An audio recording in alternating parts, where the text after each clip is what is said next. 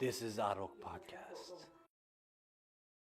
Oh, all right, Wongjor, have you heard of Korean Rage before? No, I haven't heard of Korean Rage before, but when I hear Korean Rage, I'm sure it's just a different way to define rage in a Korean, right? Because I'm sure rage Well, is same in all cultures. yeah, well, you're right. It is a culturally specific phenomenon. I'm actually going to play this clip from the Fung Bros, which seems to describe it, and I actually think it can be applied to our own community, the community that we belong to, the Tibetan community as well. So let's give this a listen. Let me know what you think. Exactly Korean Han? Is it just K-Rage, and is it what sets Koreans apart from other Asians? Let's talk about it. It's going viral right now. There's a lot of different articles, a lot of different videos that have been made about it on the internet. But first, let's hear it straight from some Koreans. What is Han? In general, Han is this great sense of unresolved injustice and conflict and sense of oppression. He's got that Han in him. He's got the fire. Like, fire has to escape or die. And we Koreans, we need, his hair's on quite red. He's like, oh. Han is often described as an internalized feeling of deep sorrow, injustice, resentment, regret, and anger. Some people describe it as Korean rage. In the Korean psyche, the sense that some injustice has been done against me, and I am helpless to do anything about it. It's a reaction So it's that to feeling of injustice, just injustice. according to this. As many of you know, Han is most commonly associated with separated families. These are the families that have members both in North and South Korea who were separated during the Korean War. How come all the Korean guys are so tormented? Yeah, They're all Korean carrying War. around some unseen weight. Han is a Korean term describing a complex set of negative emotions, including deep sorrow, regret, resentment, and rage. It denotes a uniquely Korean sense of intense negative emotions bound up within the individual and collective Korean psyche, often deemed untranslatable in English. Yeah, so we're going to talk about it like, what is it exactly? Is it a historical thing or is it a more recent thing? And by the way, there are some professors who looked into this, so we're going to be quoting them. And also, are Koreans the only ones that can have Han, or are there other groups that probably also have their own Han as well? So we're going to dive into this, guys. If this interests you, please hit that like button. Check out other episodes of the Hot Pot Boys because, this is what we do on the Fung Bros channel. And also check out smileoutsauce.com, guys. It was sold out, but now it is back for pre-order. I'll tell you this, Andrew. Clearly, the Koreans have to have something unique to be able to have done what they've done over the past several decades, right? And we're talking about economics jumping way up. About Samsung, LG, Hyundai, Kia. We're talking about music, movies. It's been called the greatest economic miracle in modern world history. Woo! So is it the Han that's fueling it, like Sung Kang said, David? That's what Sung Kang, he's like, why are Koreans unique compared to other Asians, Chinese, Taiwanese, Korean, Japanese, I'm just gonna Thai, Indonesians, right? It's like why are they so unique, right? And it felt like there was a couple. Is it as simple as chip on your shoulder, David? What is your opinion from the Koreans that you know? Okay, I will say this. There's this clip of Sung Kang saying that Koreans are furious. Let me just play that right now. Koreans are super angry. Like, we hold a lot inside us. So there's a lot of fury in us. Anecdotally, as somebody who was Chinese American and then the world didn't hyper-stabilize until like 60, 70 years ago. I'm You know, just like, gonna on a macro skip scale. ahead Like every group has gone through a lot of things, but I think the because- two things that are unique about having Han, and like we said, let's just say, for example, Irish and African Americans have it too. I think it has to happen to a smaller selective group to have a collective consciousness. Because Andrew, we know the rape of Nanking. Collective that was horrible what the Japanese did to the Chinese, but China is so big, there's not a collective consciousness to share in it. Do you see what I'm saying? Like, we're not all from Nanjing. Right, and Nanjing isn't all of So I was going pretty fast, but I did want to make sure that we got all the points as fast as possible. What did you think so far? That's actually super interesting. This one guy said something about it originating from maybe having some people associated with having like people kind of separated from North and South Korea. Yeah. And I kind of feel like that in our culture, we have people that are in Tibet and people that have left Tibet. Yeah. There might be like some traceable element of Han that you could relate. But I don't know. What do you think? Do you think the Tibetans have a version of Han? So if we watch, I didn't want to watch the video clip in its entirety, I promise. But if you watch the full clip, at some point in the video, they start talking about how this isn't unique to the Korean community, how other Asian groups have Han as well. The Vietnamese, because of what they've been through, they also exhibit varying degrees of Han as well.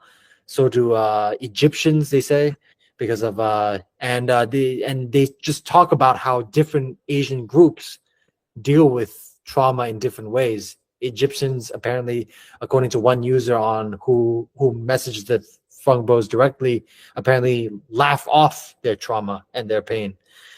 Koreans lean into their pain and trauma, which leads to the Korean rage, which is the premise of this whole segment. And then the Chinese people, and these are very generalization. These are very broad generalizations, but the Chinese generally eat their pain and sort of like they just like kind of digest it, and then they just keep it moving unchanged. What do you mean they eat their pain? Like they eat a lot of food to cope with it? like no. So they just kind of like accept it and just move on and to just like pretend like nothing happened. And Just apparently bury it deep within yourself. bury it deep within themselves, like how generally and this is stuff they talk about in this video, that Chinese people, Koreans and Vietnamese, and again, these are broad generalizations. These are generalizations these guys made, not us, not AROK. But Koreans and Vietnamese, because of their recent history and recent political turmoil, that has created very broad, strong resentment within them because of what they've been through, what their families have been through. And they also, if you watch the video, they also talk about how Han is a very recent thing. And they talk about how a Korean guy descended from Korean royalty actually doesn't have any Han. He doesn't have any anger issue. Nobody in his family has anger issues. And it's because he thinks it's because their families didn't suffer during the Korean War. So he thinks it's very culture specific. They go on to talk about how Chinese people generally don't have this issue with Han that Vietnamese people and Korean people do. And I couldn't help though, and it's all rooted in oppression and small groups that feel like they've been injusticed. And the whole entire video I'm watching this, I can't help but think about our Tibetan people. And Wangzhe, in your experience, you and I, we're both Tibetan Americans, like strong roots in Tibet. What say you on the Tibetan coping mechanism for trauma? That's a great question, by the way, and a great synopsis of Han. I think that I don't want to speak for the whole community, but the people that I do know around me, I think there are people that are much more vocal about all the injustice. So and you'll see a lot of protests, and people are able to go out there, kind of shout, kind of rebel, protest, and make sure that all the injustice is kind of heard out in the world. And then, whereas people that I know, I would say more than majority of the people that I know, kind of more internalize that pain and focus on making sure that whatever's going on right now is never as bad as what happened to them. So their focus, obviously, they channel it in a way that is more outward looking to the future instead of kind of focusing on the past injustices. But I think that the concept of Han is still it's still there, but I think there are different people that handle it differently. Not that people who go to protests are also not looking forward, but I think there are some people that are able to are more comfortable expressing it, going to protests, doing all those, being activists. But I think there are other ways to demonstrate courage. I think it's so interesting. There's the concept of courage and kind of dealing with anger and feeling like you've faced great injustice. Rebellion looks very different. Rebelling can be protesting, rebelling can be lobbying, rebelling can be speaking out about it. But rebelling can also be not having those past trauma define you. Like having people that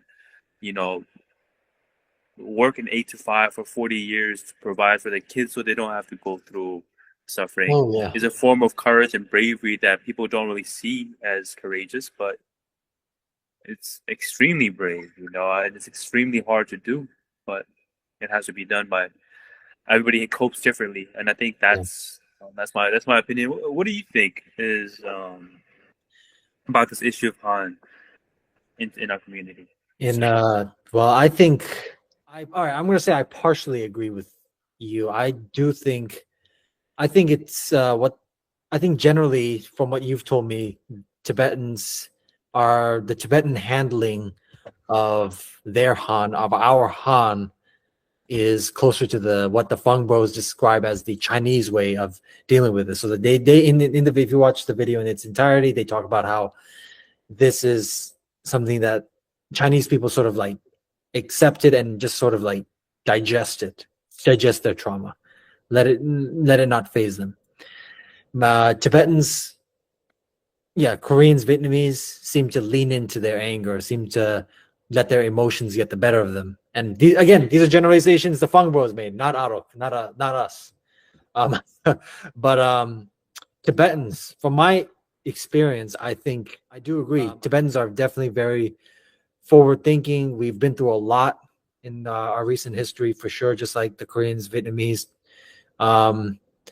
And I think we keep it moving.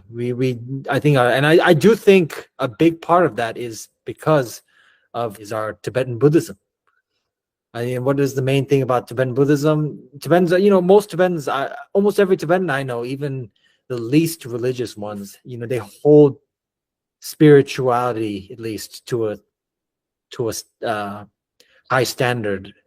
Even the least religious ones I know. So I think Tibetan Buddhism has a major factor to play in how we accept what happened and keep it moving, keep a forward thinking, be very forward minded. I agree. There was a big debate in the Tibetan community. I think in when China was occupying Tibet, there were people that were there are people that are obviously preaching for nonviolence as Gandhi did, and there are people that are for more retaliatory. And I know you are way more knowledgeable about this, but there are different factions of Tibetans that supported different ways to resist against Chinese oppression. Yeah. So no, that's a great point. That people that tend to be more religious or more Buddhist, obviously would pick side where it's catered more to nonviolence, right? Would you agree with that or no? Well, the reason I said earlier that I partially agree with you, I do know that there are many Tibetans who do fit that description that the Fung Bros describe for K-rage, Korean rage, and Vietnamese rage. There are many Tibetans who have a rage as a result of, they feel like so wronged, and they feel like a great injustice has been done to them in perpetuity because of our recent history and what the Tibetan people have gone through in history. So I do know for a fact there are Tibetans who have that intense Han and very intense, like, dare I say, Tibetan rage. I do know for a fact there are Tibetans. They're not large in number, but they're there for sure. And I think that those comprise the individuals in that other group, the ones who are opposed to a nonviolent means of settling this dispute. I think those individuals comprise that group. Needless to say, I think people that I feel like that do experience Han, whether it's Koreans, Egyptians, Tibetans, I think they could benefit with some therapy. Huge plate. Also, they do mention that Korean rage might have roots in the prominence of Mongolian genetics in Koreans as well. And we also have Tibetans also have very prominent Mongolian genetics as well because of our history, which we talked about a few episodes ago. But I mean, I don't think it's that. Yeah, I mean, we do have Mongolian in us, so I think I don't know. We'll see. Yeah. You did the genetics test a little bit ago, right? I did. Could you tell us, enlighten us about? Do you remember? Well, here's the thing. Could you show us the chart? Are you have access to the chart? I do. I don't know if I want to show it on. I don't know if I want to show it. No, I want to do it really badly. I feel like I'm more tan, so I don't know. I feel like I might have more Indian in me than. I don't know, man. I don't know. You would be surprised. I did not expect I would be 4-point-something% Indian. I see. You got to do a DNA test, man. Really. But yes, to conclude today's episode, I hope you guys learned a little bit about the concept of Han. Our Tibetan listeners, Tibetan viewers, hope you, because they hope you keep doing what you're doing. If you've been through a lot of things, I hope you keep it pushing, keep moving forward, just as our ancestors have. So, all right.